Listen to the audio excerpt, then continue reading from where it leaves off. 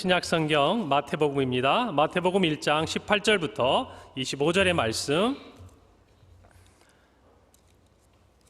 우리 18절부터 25절의 말씀을 함께 교독하시고 마지막 절은 합독하겠습니다. 예수 그리스도의 나심은 이러하니라. 그의 어머니 마리아가 요셉과 약혼하고 동거하기 전에 성령으로 잉태된 것이 나타났더니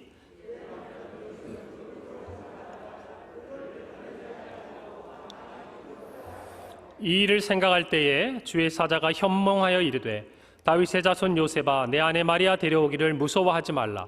그에게 잉태된 자는 성령으로 된 것이라.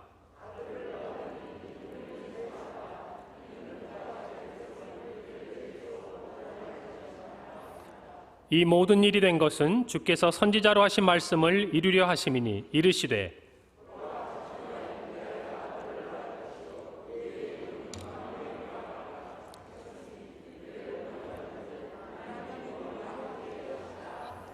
요셉이 잠에서 깨어 일어나 주의 사자의 분부대로 행하여 그의 아내를 데려왔으나, 다 함께 읽습니다. 아들을 낳기까지 동침하지 아니하더니 나음의 이름을 예수라 하니라. 아멘. 오늘은 우리 예수님께서 이 땅에 오신 참 즐거운 날입니다. 메리 크리스마스. 그렇죠. 우리 인사가 이렇게 오늘 하루를 시작합니다. 아마 여러분의 카톡과 여러 SNS 메시지를 통해서 그동안 소식이 닿지 않았던 여러 사람들이 아마 메리 크리스마스, 또 아기 예수의 이 땅에 오심을 축하하는 문자들로 이 아침에 아마 분주했을 것 같은데, 우리 성도님들도 많이 받으셨죠? 보내기도 하셨죠? 네, 그래요. 이렇게 세상 모든 사람들이 정말 예수님의 태어나신 이 날을 기억하며 다시 멀리 있던 사람도 하나가 되고, 오랫동안 소식이 끊겼던 사람도 소식을 알리게 되고, 예수 안에서 하나 되는 오늘 한 날이 되는 줄 믿습니다. 오늘은 특별히 저희가 또 주일학교에서 각자 예배를 드리고 또 청년부 예배를 드렸던 우리 평강의 모든 믿음의 세대가 이렇게 한 자리에 모여서 예배를 드리니까 얼마나 좋은지 모르겠어요.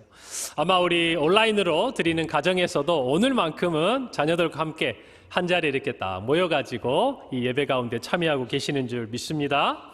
오늘 이 예배를 통하여서 정말 예수님께서 이 땅에 오신 이 성탄, 그리고 이 성육신의 정말 우리의 신앙의 고백이 분명하게 고백되어질 뿐만 아니라 우리 자녀 세대에게 전수되어지는 시간이 되기를 바랍니다.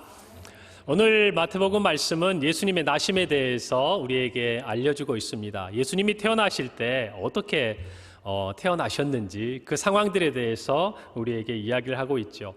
오늘 말씀을 보니까 마리아, 예수님의 어머니 마리아가 이제 약혼을 했어요. 그리고 결혼을 앞두고 있습니다.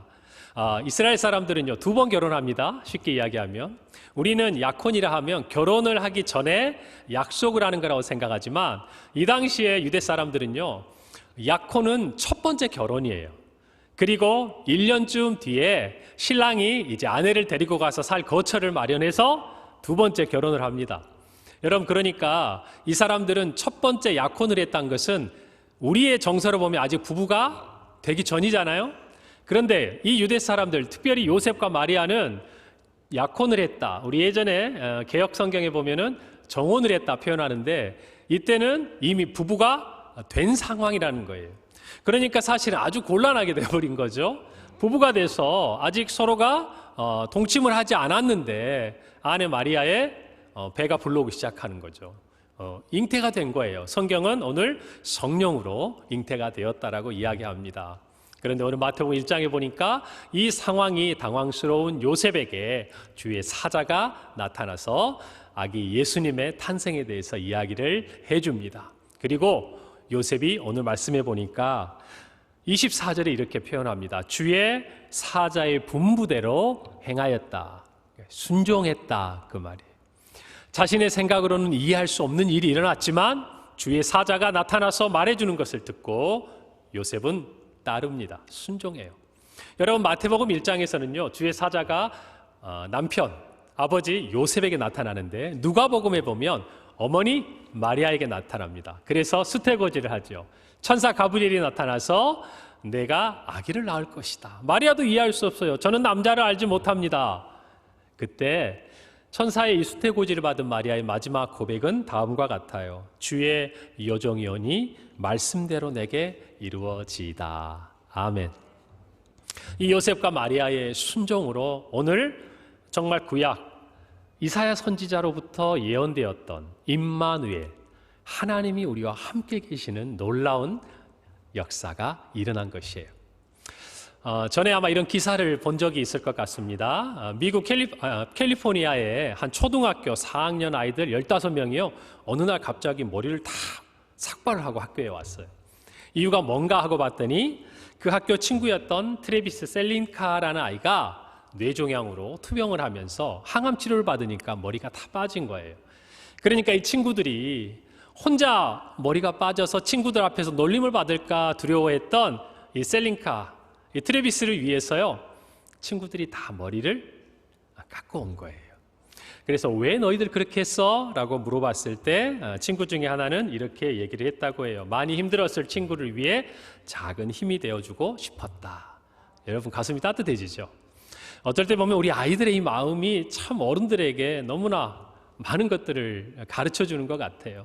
오늘 이 성탄의 계절에 아기 예수를 생각하면서 우리 손에 손을 잡은 온 세대 모두 부모의 자리에서 잠시 여러분 자녀를 바라보면서 그 자녀의 마음들을, 그 자녀에게 주신 하나님께서 주신 그 선한 마음들을 우리가 다시 한번 바라보고 축복하고 또 어떤 면에서 우리가 배우는 시간이 되었으면 좋겠습니다. 누군가의 아픔과 누군가의 약함을 함께 하는 것은요, 그 사람에게 굉장한 힘이 됩니다.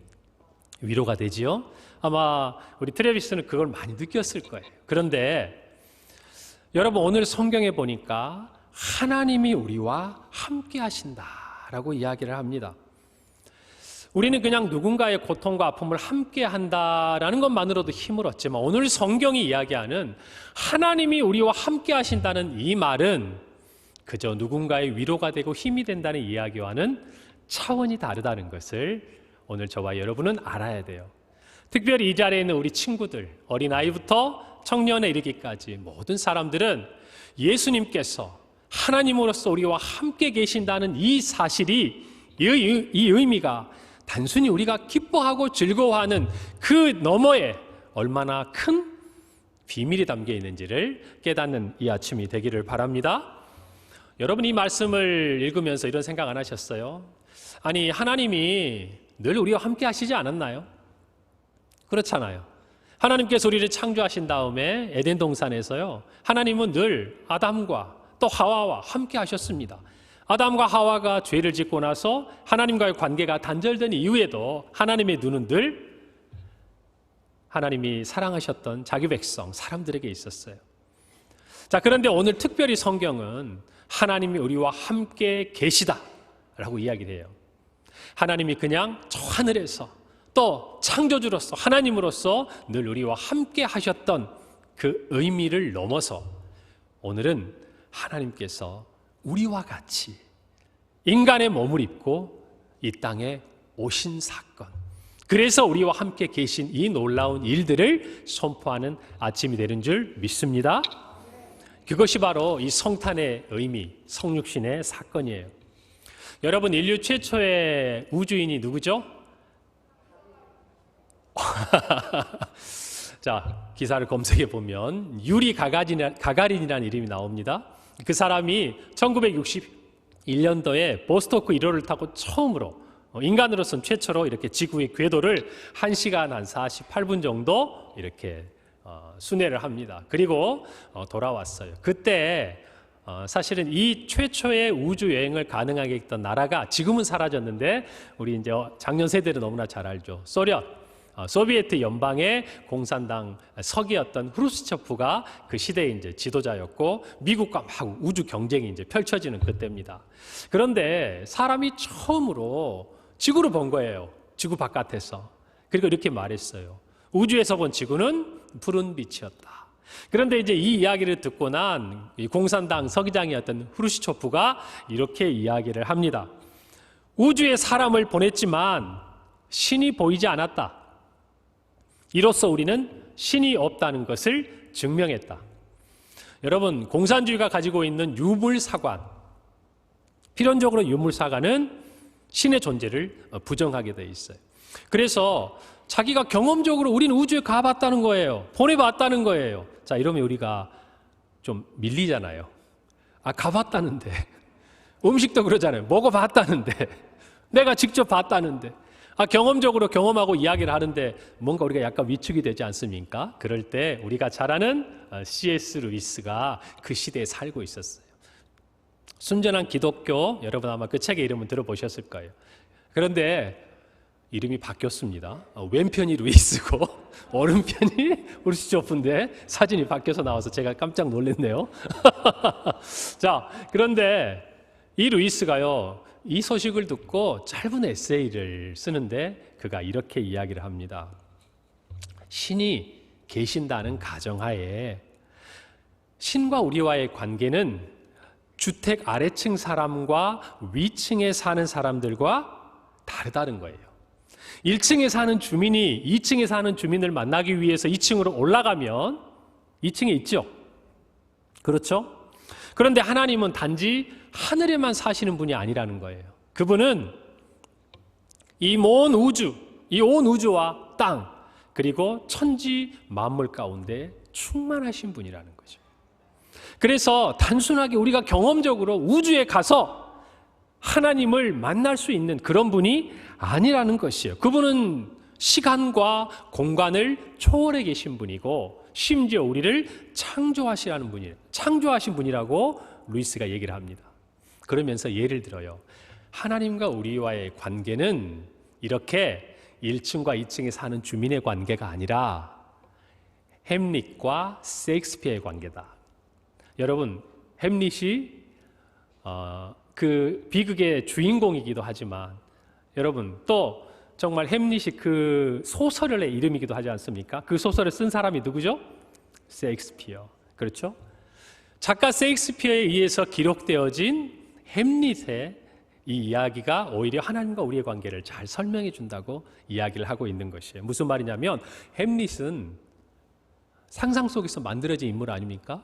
그 햄릿은요, 자기의 힘으로는 도저히 셰익스피어를 만날 수가 있어요, 없어요? 없어요. 알 수가 없어요. 왜 그렇죠? 차원이 다른 거예요.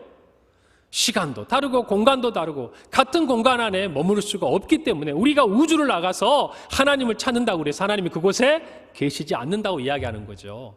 얼마나 명쾌한지 몰라요. 그러면서 이렇게 이야기를 합니다. 햄릿이 셰익스피어를 아는 것은 셰익스피어가 햄릿 안에 써 넣어주는 기록만큼 알 수 있다라는 거예요. 마찬가지로 우리가 하나님을 아는 것도 하나님께서 우리의 삶 속에 무엇인가를 써 넣어주시는 만큼 알 수 있다는 거예요. 동의하십니까? 그리고 하나님께서는 정말 그렇게 하셨다라는 거예요. 어떻게 하셨다고요? 정말 우리의 삶 속에 하나님이 직접 써 넣으셨다라는 거예요. 시간을 초월하고 공간을 초월해서 이 땅에 오셔서 하나님께서 무엇인가 우리의 삶 속에 써 넣어주신 사건, 그 사건의 대표적인 게 오늘 성경이 이야기하고 있는 하나님이 우리와 함께 계시는 성육신의 사건이라는 것이에요. 할렐루야. 그래서 우리는 이 땅에서 우리의 경험의 세계를 가지고 우리의 지식의 세계를 가지고 하나님이 있다 없다 얘기할 수 없는 것이에요. 오히려 오늘 이 성경의 말씀, 성령으로 잉태하여 동정녀의 몸에서 나신 아기 예수께서 하나님으로 이 땅에 오셔서 우리와 함께 계신 이 사건이야말로 하나님이 진짜 살아계시다는 증거라는 거예요. 오늘 사랑하는 모든 성도들은 이 성탄의 의미가 바로 여기에 있음을 깨닫는 시간이 되기를 바랍니다. 오늘 본문에는요, 예수님에 대한 두 가지 이름이 나옵니다. 주의 천사가 나타나서 예수라는 이름을 알려줬죠. 자기 백성을 그들의 죄에서 구원할 자. 지난 시간에 말씀드렸죠. 그리고 700년도 더 된 시간 속에 선지자 이사야가 예언했던 정말 그 예언의 말씀이 그 시대를 관통하기도 하지만 성령께서는 마태에게 정말 그 시대를 뛰어넘어 하나님의 나라의 그 영원한 구속의 시간 속에서 그 임마누엘이라는 의미가 어떤 것인지를 깨닫고 기록하게 하신 것이죠. 그래서 하나님의 또 다른 이름, 예수님의 또 다른 이름을 임마누엘이라고 우리에게 가르쳐 주십니다. 그 의미는 뭐죠? 하나님이 우리와 함께 계시다는 것이에요. 우리는 이 이름의 의미를 통해서 이 땅에 오신 예수님이 어떤 분이라는 것, 예수님에 대한 중요한 두 가지 사실을 깨닫게 됩니다. 하나는 첫 번째 말대로 예수님이 하나님이시라는 거예요. 하나님이시다. 두 번째는 뭐죠? 예수님은 자기 백성을 그들의 죄에서 구원하실 자라는 것이. 그러니 여러분, 예수님을 생각하고 임마누엘의 하나님을 생각할 때 우리는 이 성육신 사건은 그냥 오신 것, 예수님께서 이 땅에 오셨다는 사실만으로 끝나는 게 아니라는 거예요. 반드시 예수님께서 이 땅에 오신 이 사건은 자기 백성을 구원하시기 위한 십자가로 이어지는 길이라는 것을 저와 여러분은 깨달아야 돼요. 여러분, 그래서 이 두 가지 사건을 놓고 볼 때야 우리는 이 성육신의 사건, 왜 하나님께서 우리와 같은 인간이 되셔서 이 자리에 오셨는가? 성경은요, 육신의 모양대로 사람의 모습으로 오셨다고 이야기하지만 좀 더 정확히 얘기하면 조금 전에 우리 기도하신 장로님께서 인용해 주신 말씀처럼 말씀이 육신이 되신 것이에요. 옷을 입은 게 아니고요, 되셨다고요. 하나님이 사람이 되셨다라는 것이. 하나님께서 우리와 같은 사람으로 이 땅에 태어나셨다라는 것이. 이것이 성육신의 비밀인 것이죠. 왜 그렇게 하셔야 될까? 왜 예수님이 이 땅에 오셔서 저와 여러분 중에 하나와 같이 되시고 또 우리가 알듯이 낮고 낮은 그 말구 위에 누이셔야 됐고 또 우리가 다 알듯이 그 험한 십자가에 달리셔야 했을까? 여러분, 이 질문에 대해서 여러분 답을 가지고 계십니까?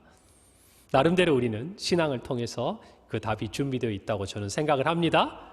그런데 덴마크의 실존주의 철학자, 그는 크리스찬이었어요. 키에릭 케고르가 이 부분에 대해서 한 가지 재미있는 비유를 들어서 설명을 합니다. 예수님께서는 왜 이 땅에 하나님으로서 오셔서 그와 같이 낮고 낮은 모습으로 우리와 함께 하시고 십자가에까지 죽으셨는가? 그는 이렇게 비유를 들어 이야기를 해요. 비천한 하녀를 사랑했던 한 왕이 있었습니다. 아무도 이해할 수 없어요.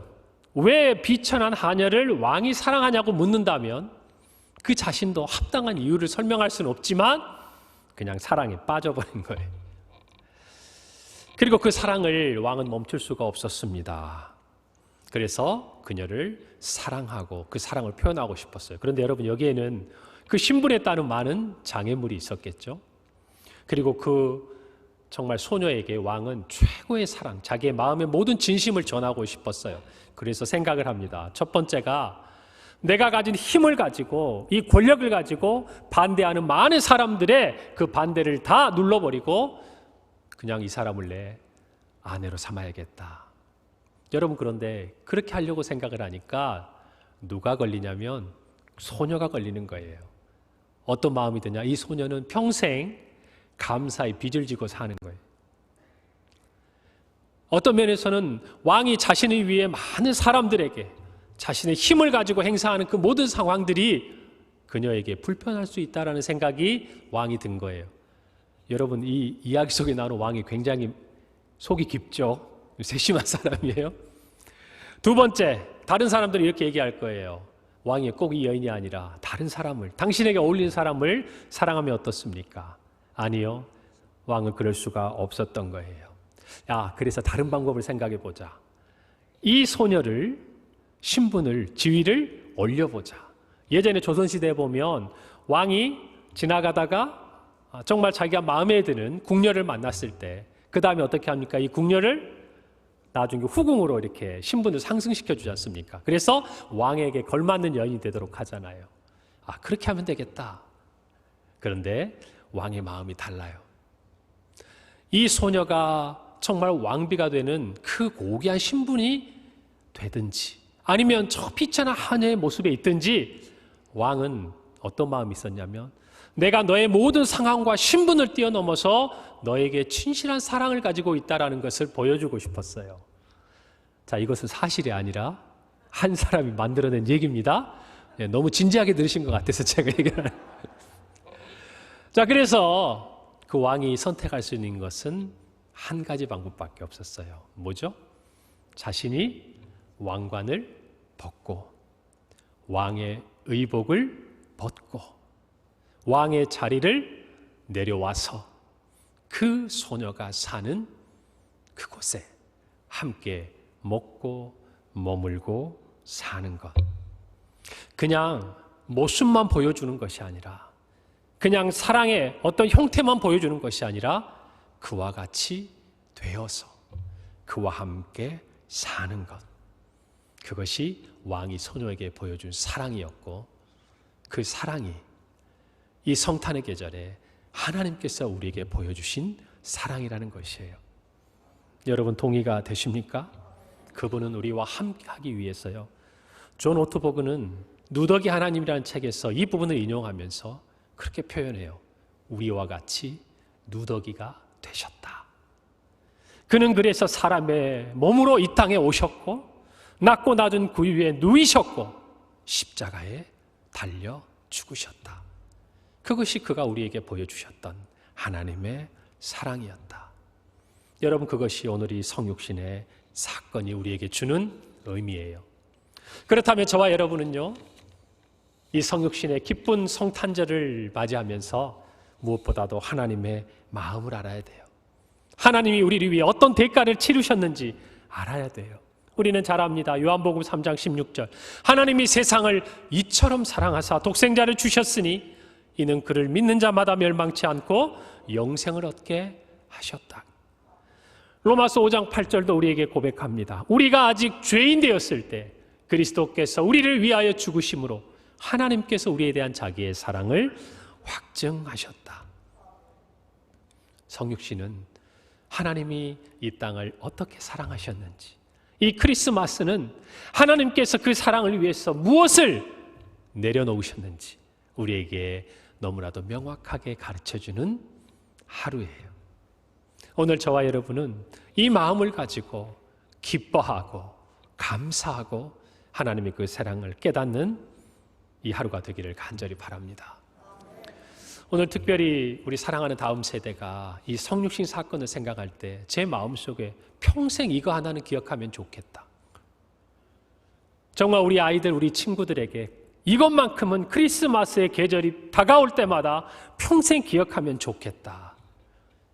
그렇게 전하고 싶은 이야기가 있습니다. 오늘 성경 본문의 말씀들에 있는 내용이에요. 그리고 우리가 조금 전에 사도신경을 통해서 하나님 고백했던 얘기예요.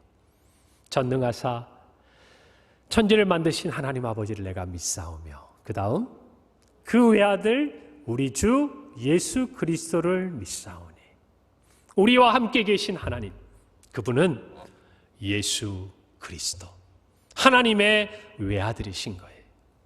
물론 우리는 이렇게 표현합니다. 하나님이 우리와 함께 계시다.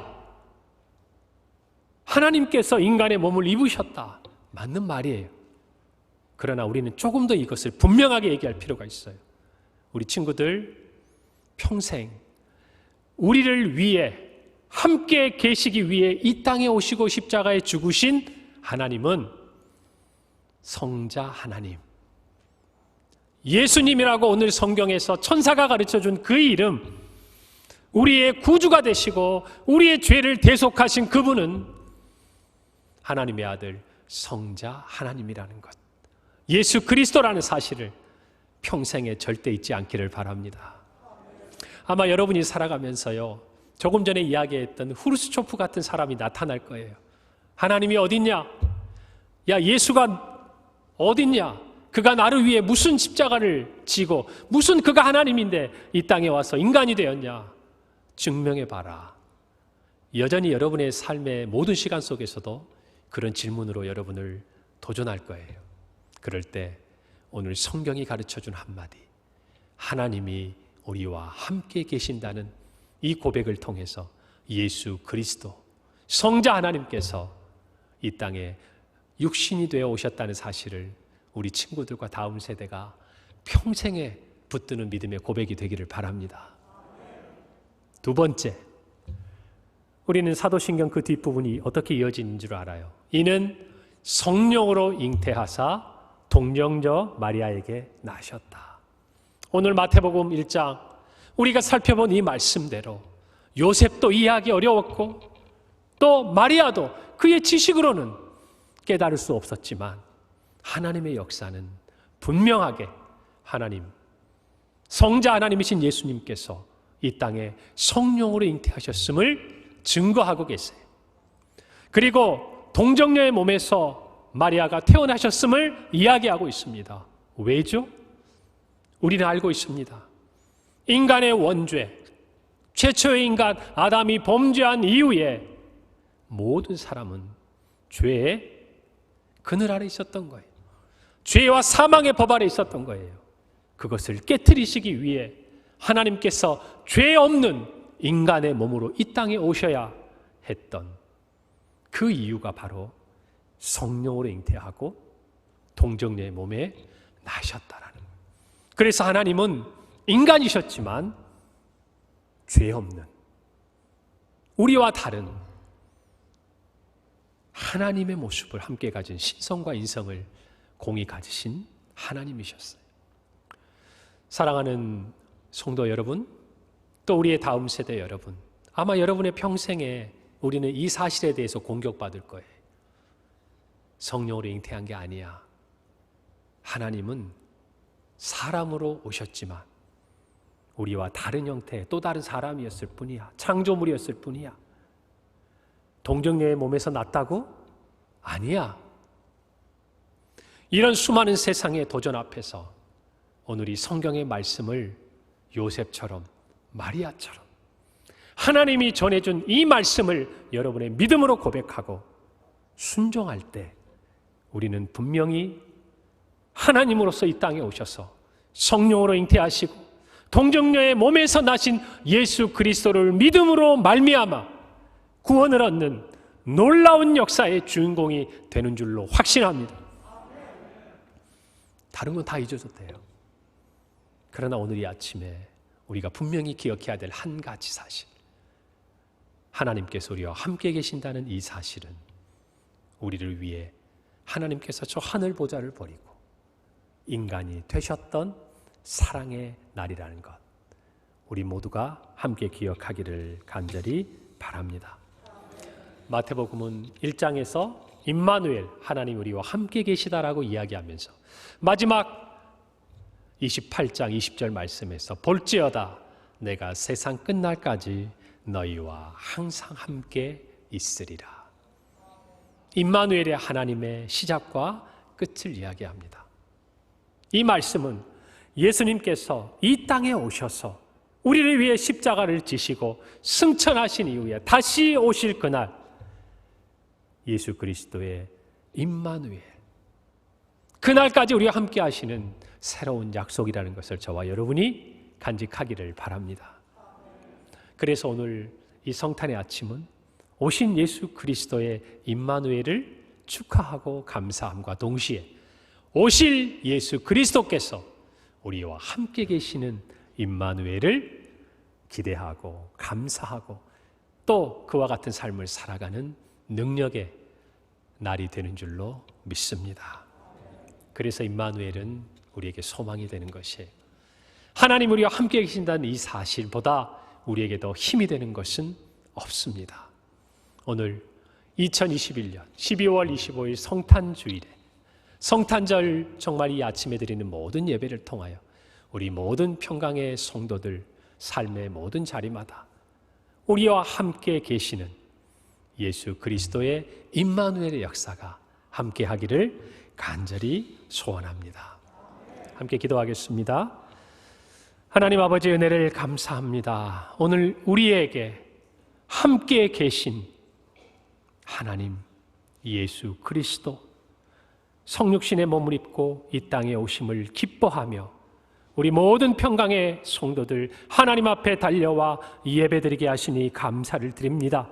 매서운 추위도 세상의 지식도 사람들의 경험도 그 어떤 권세도 도저히 거부할 수 없고 도저히 부인할 수 없는 하나님이 우리와 함께 계신 이 놀라운 성육신 성탄의 아름다운 사랑의 시간들이 우리 사랑하는 모든 성도들에게 힘이 되고 약속이 되고 하나님 안의 말씀의 능력이 되어서 오늘 이 세상을 살아가며 주님이 함께 하시는 동행을 맛보고 증거하는 아름다운 하나님의 자녀들이요 백성이 되게 하여 주시옵소서.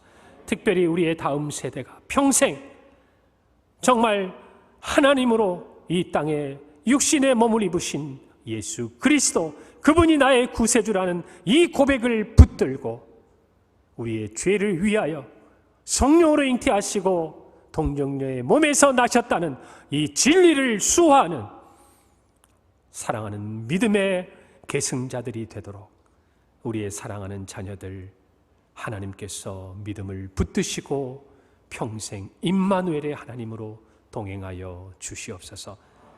감사드리고 예수님의 이름으로 기도하옵나이다. 아멘.